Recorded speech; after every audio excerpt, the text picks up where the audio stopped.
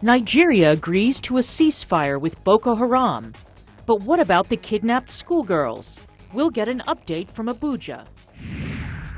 As fear of an Ebola outbreak spreads across the U.S., one of the country's top health officials speaks out. And save the date. There's a second royal baby on board. We'll tell you when it's due. Africa 54 starts right now. Hello and welcome. I'm Vincent McCory. This is Africa 54. The Nigerian government and the Islamist militant group Boko Haram have agreed to a ceasefire. The government issued an order Friday telling all military chiefs to comply with the ceasefire agreement in all theaters of operation. Why now? And the significance of the agreement are the questions on some people's minds. Well, and what about the missing girls? VOA's Mariama Diallo has our report. I wish to inform this audience that a ceasefire agreement has been concluded between the federal government of Nigeria and Al-Sunnah Al Wal-Jihad. Nigeria's highest-ranking military official, General Alex Bade, announced the agreement Friday, referring to Boko Haram by its formal Arabic language name. This week marks 6 months since some 270 girls were kidnapped by the Islamist militant group. Leo Kayan, the chief of the Hausa service at VOA, says a man named Danladi Ahmadu, who calls himself the Secretary General of Boko Haram, told Voice of America that the ceasefire talks included discussions on the release of the girls. The girls are living very well. They're feeding very well. We asked him if they were not being abused. He said no. He confirmed that they were split into groups, but that they would be reassembled when it's time to bring them back. But that they were going to hand them over only to the president of Chad and nobody else. The talks reportedly involved Chadian President Idriss Déby and high-level officials from Cameroon. The Chadian government has been in league with other countries of West Africa trying to form a frontier force that will tackle this issue of Boko Haram. So if Déby begins to win his negotiation wars with Boko Haram, why should any country resist that? Kweku Nwama, senior fellow at the Center for Conflict Resolution at Salisbury University in Maryland, is skeptical. I don't know if Chad has enough leverage to hold both sides accountable. Still, Nwama says this is significant and can mean many things. The admission that neither party is able to win this conflict militarily. It means that maybe there's some type of a stalemate. If people agree to a ceasefire, they could either be preparing to end the conflict, they could be getting ready to rearm themselves. Although the ceasefire is a good first start, Nwama says many questions remain and a lot depends on what happens at the next meetings in Chad's capital, N'Djamena. Does the Nigerian government have to give up something in order to secure the release of the girls? And will Boko Haram actually follow through with the release of the girls once they get those concessions from the government? And then what happens if they release the girls? Can the Nigerian government go on the offensive once again? This is an election year for President Goodluck Jonathan, who's been criticized at home and abroad for his slow response to the kidnapping and for the inability of Nigerian troops to quell Boko Haram violence, seen as the biggest security threat to Africa's top economy. In Washington, Mariama Diallo, VOA News. Well, following the ceasefire announcement and negotiations to release the missing girls, reactions were swift and frustration and doubt still lingers. All I'm saying on behalf of the Chibok people, whether there is negotiation, whether there is agreement, whether there is ceasefire, we don't care, we don't give a damn, we don't give a hoot. All we want is our daughters to be brought back, period. That is all the Chibok people are saying. Enough is enough. We have had enough. We are tired of nonsense in this country. We've had enough. Thank you. How will a mother be feeling right now with the news that their girls could be coming back very soon? What will happen at the first sight of their girls? What if those girls don't come back in the states that they were when they were taken? I really want them to come back as soon as possible because 6 months is madness. We don't know what is happening to them. We can imagine the depression that would fall over everybody if this ended up just being a spook, Well, for more perspective on this story, joining us live via Skype from Abuja, Nigeria, is VOA West Africa correspondent Anne Luke. Hello, Anne. Hi, Vincent. Now, we see a sense of frustration still among all those that have reacted to this news. What makes them feel that they can't celebrate yet? Yeah, everyone I've talked to says, listen, we really want to hope. We want to believe this. But keep in mind, there have been previous announcements about the girls that have turned out not to be true. There's been kind of the communication from the government about what's happening in the Northeast in general has been rather opaque. Things like, is Shekau dead? Is he alive? Has he been killed? When was he killed? So people just aren't very trusting of what the government has to say right now. Now, we just mentioned the ceasefire that was announced and that the government directed all military officers to cease any operations. Is the ceasefire holding? It appears to be unraveling or perhaps not holding. I've been told by the government that this is normal when a ceasefire begins, that there's kinks that have to be worked out. But the residents in Borno State and Adamawa State, from what I'm hearing, are pretty depressed about it, pretty discouraged. We've had some attacks against border towns in the Northeast. And then just last night, security sources in the Northeast tell us that the town of Damboa, which isn't very far from the Borno State capital of Maiduguri, was attacked by Boko Haram, and that soldiers did respond. Soldiers were able to repel them, but that essentially means that there is active fighting still happening in the Northeast. Which is really worrying. Now, there's the other question. There are those who are looking at this and the timing and think, well, why is it happening now when we know that campaigns for the next elections have just begun? Yeah, two of Goodluck Jonathan's key opponents have already declared their candidacy for the election that's coming in February. President Goodluck Jonathan is expected to announce very soon. But you could look at it two ways, at least this is what I'm hearing. A, is it politically motivated? Are they trying to build up support and look busy, look like they're doing something before this big candidacy announcement? Or B, why would they lie? Why would they fabricate this? Because the fallout, if it turns out to not be true or to not work out, could be devastating for the president. So there's multiple ways to look at it, but politics definitely is hanging over pretty much everything right now in Nigeria. But is it a little comforting, perhaps, to some that this is not just about the government of Nigeria negotiating with Boko Haram, but actually there's a third party? There's a kind of a regional representation in these talks. Yeah, definitely. From the moment we heard the news about the talks, analysts were telling me, listen, Chad's role is important. The fact that Chad is involved gives this legitimacy. They are seen as perhaps the most neutral by Boko Haram, so it would make sense that they would be able to mediate an agreement that would be amenable to both parties. The sense I'm getting from talking to analysts is that this has been going on for so many years, and perhaps on a regional level, regional leaders came together and said, hey, listen, Nigeria, you have to get your house in order. We can't have this continue. Now, something perhaps we haven't talked about. We know that these are not the first girls to be kidnapped by Boko Haram. Do we have a history of any of those who have been kidnapped being released back to their parents or to their family members?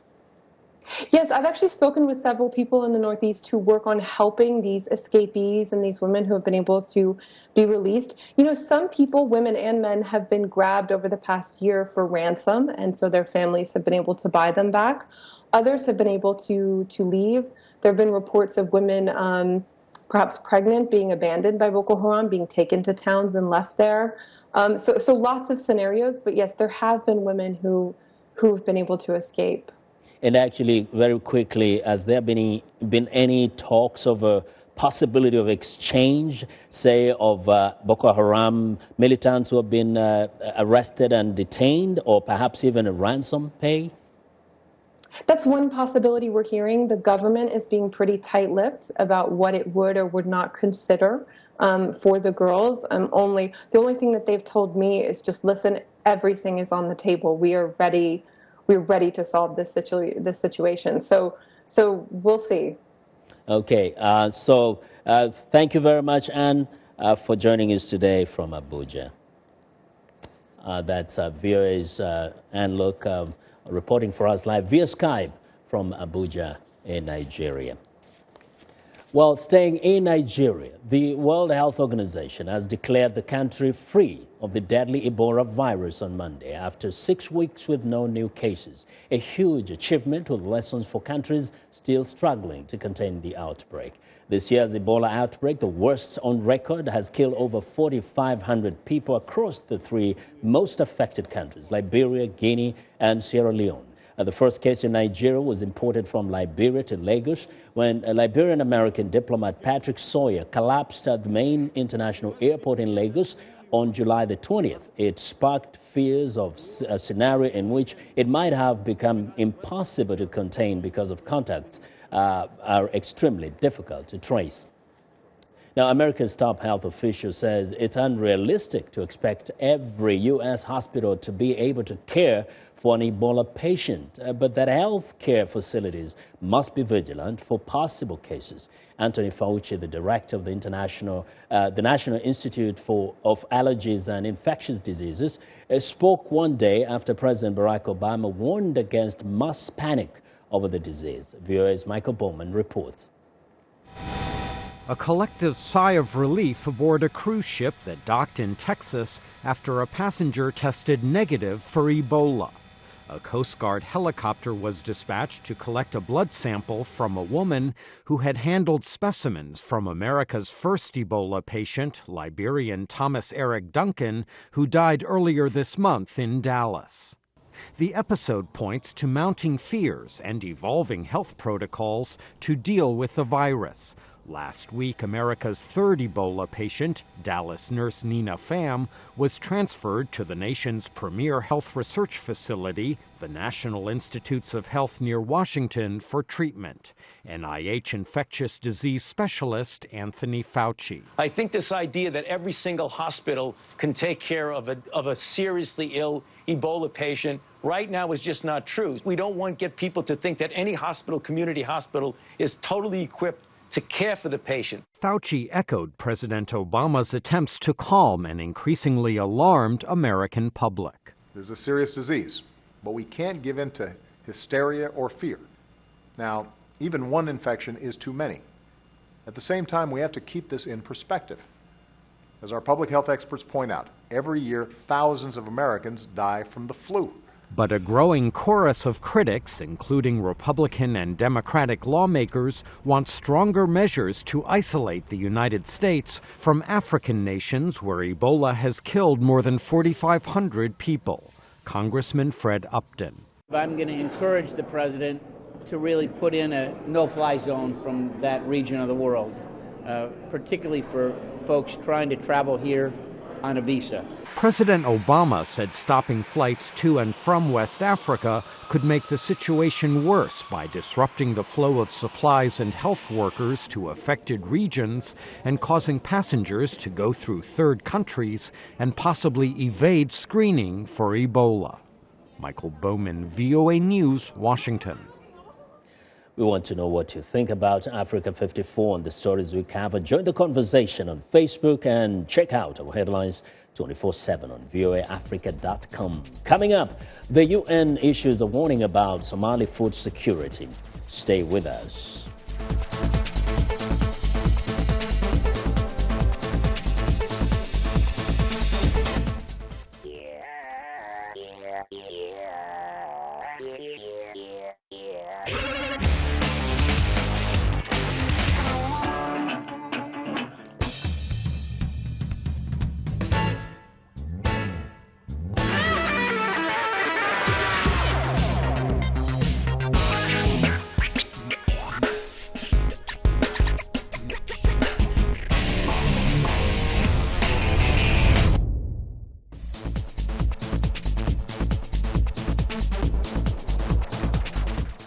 Welcome back. Delegates from various African countries and international organizations recently met in Sudan's capital, Khartoum, to discuss ways to combat human trafficking on the continent. Sudan is a transit point for many migrants on the journey out of Africa to other countries in search of better opportunities. Eastern Sudan has taken in tens of thousands of Eritreans who have fled persecution and military conscription in the authoritarian Horn of Africa nation over generations. Refugees are often kidnapped while moving between different sections of the sprawling camp. A top official for the International Organization for Migration says the exact number of refugees and migrants who die each year is still unknown. But he estimates that last year more than 3,000 migrants perished attempting to cross the Mediterranean Sea to Europe. These are staggering numbers, of course. As I said, we have no idea how many might have died en route from East Africa through the desert up North Africa before boarding these shaky boats that they take to cross the Mediterranean. Well, the final sea voyage can be the most dangerous stage. More than 300 people died in a shipwreck off the coast of Lampedusa, Italy, just over 110 kilometers from Tunisia in October last year. While still in East Africa, the United Nations envoy in Somalia is warning that political and security improvements are not enough to stop hunger and stave off a worsening humanitarian crisis. Abdulaziz Bello reports from Mogadishu. At least 1 million Somalis are at risk of starvation, according to UN officials. Failed rains, coupled with recurrent drought and conflict, have further worsened the country's protracted humanitarian crisis. Today, we have confirmation of the worsening of the food security we have now predicted for a few months. Food security is once again a key concern for Somalia. As we heard just before, over 1 million people in country face acute food insecurity today, up to 20% compared to 6 months ago. This brings the total number of people in need of humanitarian assistance or livelihood support to over 3 million people. In the southern Somali town of Baidoa, a drought has affected animal trade. Traders at the market say that it's no longer business as usual for them. And as pastures depleting and riverbeds such as these ones are drying up, thousands that rely on this trade for survival fear a renewed humanitarian crisis in the region. The image is the same in El Bur, in central Somalia. Water wells have run dry. UN officials recently visited the town to assess the humanitarian situation. The general situation was that we had identified 6 regions that were stricken by the drought, and 2 of them more severely suffering from water shortage, and that's Gedo and Galgaduud. UN officials say that 250,000 children are among the 1 million people in need, with 50,000 children said to be on the brink of death if immediate humanitarian assistance is not provided. Somali authorities say that the response has been positive compared to the previous famine period. But officials warn that children and the elderly remain at risk. The disasters, including drought, those who suffer most are the weakest, and children are the weakest. It's the children and the elderly people who suffer most. The top UN envoy to Somalia, Nicholas Kay, recently told the UN Security Council that the humanitarian situation has deteriorated despite recent gains. This, he said, has been worsened by Al-Shabaab terrorists' decision to impose a blockade on most towns they have lost to Somali and African Union soldiers. A devastating famine in 2011 claimed 250,000 lives, according to the UN. But now, the UN, the government and its international partners are raising alarm early enough to avert the country from falling victim to a second famine in 4 years. Abdulaziz Bello for VOA News, Mogadishu. Well, turning now to the Middle East, the offensive by Islamic State militants against the northern Syrian city of Kobani has caused hundreds of thousands of residents to flee to Turkey. They receive help from Turkish authorities and individuals, but say much more is needed. VOA Scott Bob reports from the town of Suruc, a few kilometers from the border. mourning in Suruç, southeastern Turkey. Rojava Camp, one of several in this town of 20,000, is a new neighborhood of refugees who arrived following the seizure of parts of Kobani by the Islamic State, or IS. Some 400,000 people from Kobani and its surrounding villages, mostly Kurds, fled after IS militants executed hundreds of local residents, saying they were infidels, according to Shaheen, a farmer who will give only his first name. They bombed and destroyed everything. They executed my cousin. Then they shared the photo of his head on Facebook. His name was Zuhair. Families like this fled with only the clothes on their back. The father says local aid groups helped them a lot, but they have no money to supplement these basic rations.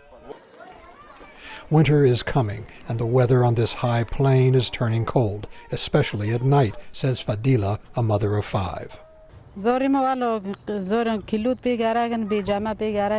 My children need clothes, underwear, pajamas, winter clothes. We need gas and electricity and kitchen utensils. They give us food, but not enough. Camp coordinator Azad, also from Kobani, says more services are needed at the 3-week-old facility.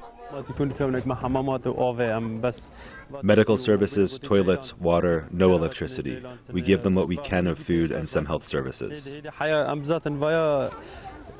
He hopes temporary houses can be built before winter because children and the elderly are getting sick. Farmer Shaheen. We need help. There are some people still sleeping in the streets. They don't have tents, food, or medicine. We need more help from the West and the United Nations. The refugees say the U.S.-led airstrikes against Islamic State positions have helped, but they say Kurdish forces fighting IS will need heavier weapons on the ground in order to prevent the militant group from taking full control of Kobani. Scott Bob, VOA News, Suruç, southeastern Turkey.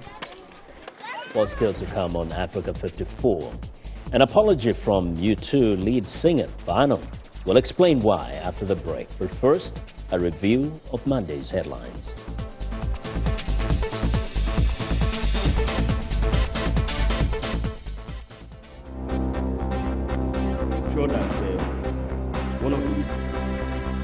WHO officially declares that Nigeria is now free of Ebola virus transmission.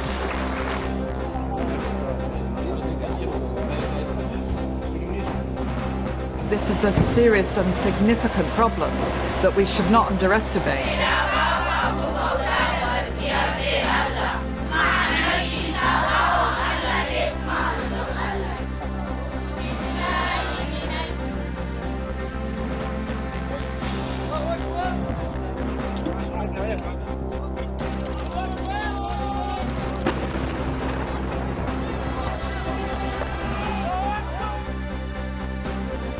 Go back there was to see Angola in peacetime.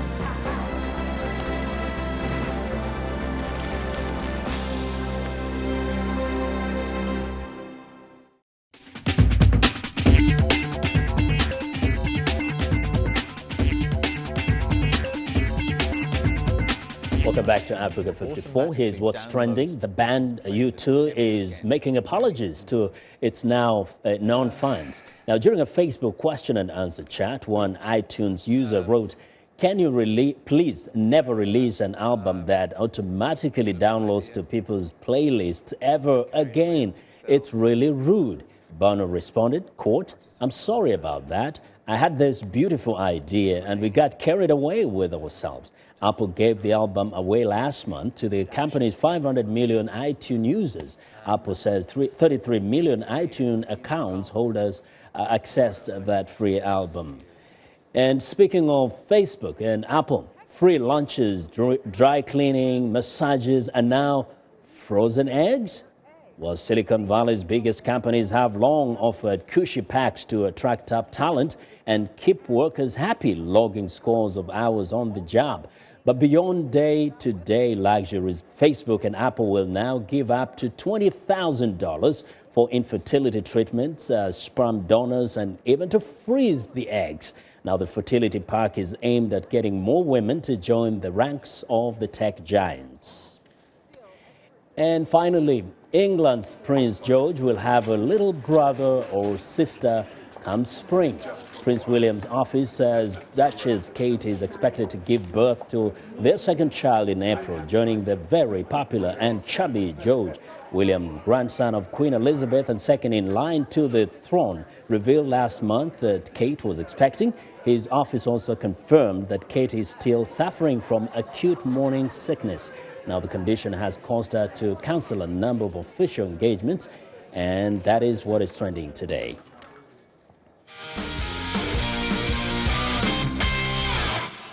Well, while Sunny Young is away and apparently having a pretty good time in Nigeria, so we are saluting him today. After nearly 40 hours without sleep, Sunny landed in the Nigerian capital, Lagos, and appeared as a special guest on television and radio there, talking about what else? African sports on Channels Television. Sports Tonight. Channels TV is Voice of America's partner in Nigeria.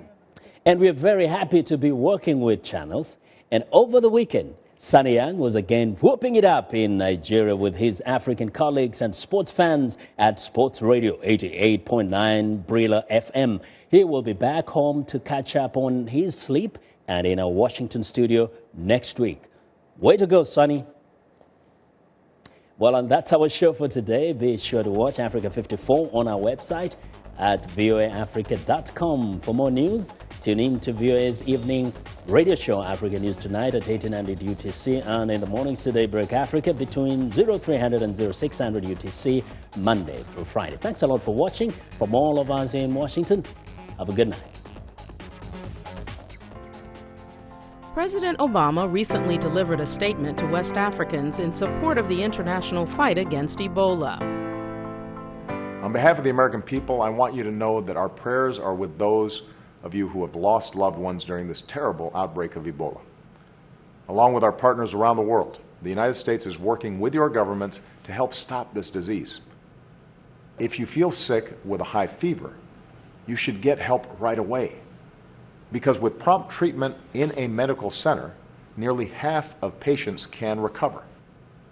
Stopping this disease won't be easy, but we know how to do it. You are not alone. Together we can treat those who are sick with respect and dignity. We can save lives, and our countries can work together to improve public health so this kind of outbreak doesn't happen again. In this urgent work, and in building a stronger and more prosperous Africa, you'll continue to have a partner in me and in the United States of America.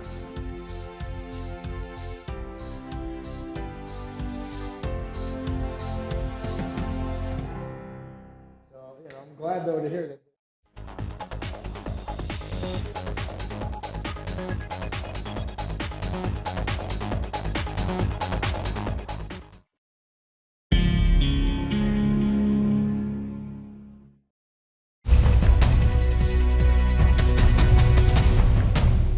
Welcome to the Voice of America's News Words, where we teach you about words in the news. Here is a story about a court case involving mobile phone technology. Samsung called the verdict a loss for the American consumer. Law professor Robin Feldman agrees. She says the verdict will lead to less innovation, fewer choices, and higher prices for consumers. A consumer is a person who might purchase goods or services. Many companies advertise to get consumers to buy their products. Consumer is a word you often hear in economic and business stories. Now, when you hear the word consumer, your American English will be good enough to know what it means. To learn more news words, visit our website, learningenglish.voanews.com.